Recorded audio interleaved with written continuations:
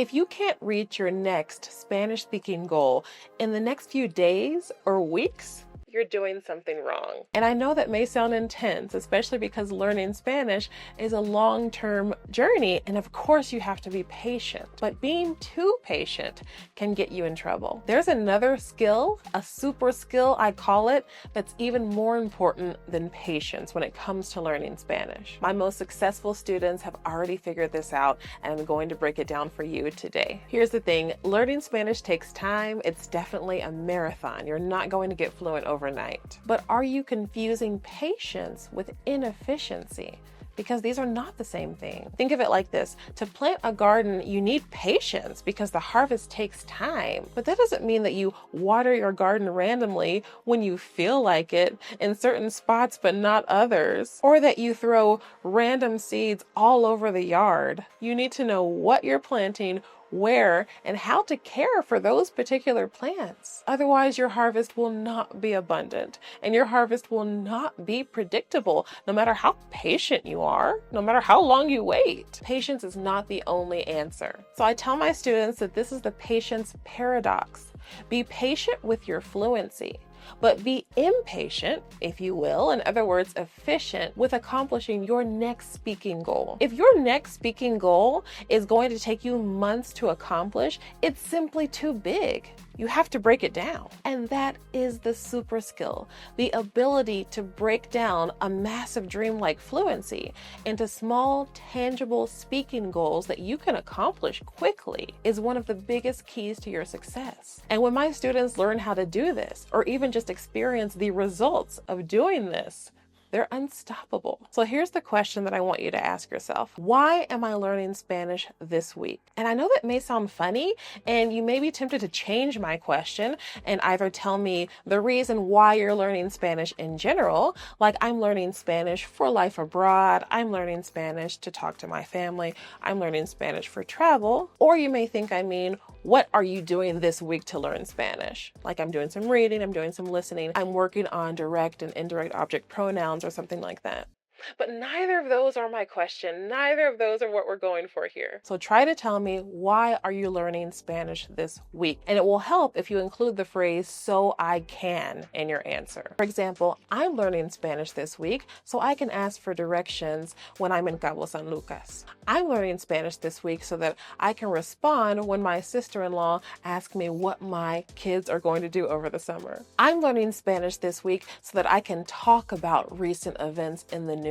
So the result of what you're going to be able to do at the end of this week could be small, like asking for directions. It could be large, like talking about recent events, and that will depend on your current level of Spanish. So whether it's a big, medium, or small goal, that's not really important. Make sure that your goal is appropriate for your level. But the point is, do you see how specific and usable these are? And when you think of your learning this way and you phrase it this way, now it sounds a little funny if you tell me, I'm learning Spanish this week so that I can master direct and indirect object pronouns. Really? That's the reason why you're learning Spanish this week?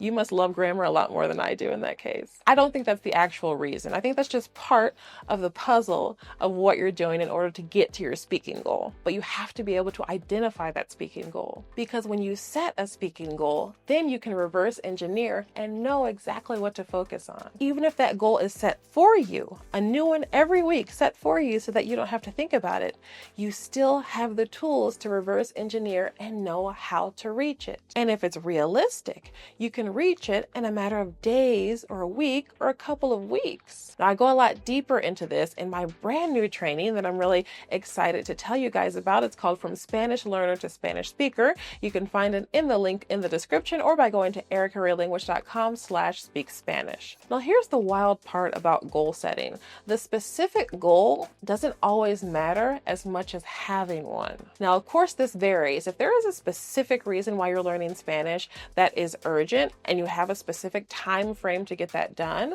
like an upcoming trip or an upcoming job interview, even an upcoming family reunion in which you'd really want to be able to speak to your family members, then of course the actual speaking goal matters, and we have to make it specific and relevant to your situation. But if you're in a season of your life where you want to learn Spanish, but you don't have any specific personal goals right in front of you, then all that matters is that a speaking goal is set. even if it's set for you. This is what we do every week for our students in the Caminos Conversation Club. Typically every month has a general theme, every week is a subtopic of that theme, and every day we're giving you a new piece of the puzzle so that you can bring your next speaking goal to fulfillment. In other words, be able to converse about that weekly topic. Our students do so well with retaining what they learn because their studying is targeted and because they are practicing their speaking, not just learning. So your speaking goal gives you direction, clarity, and urgency. You're preparing for a real interaction, or probably several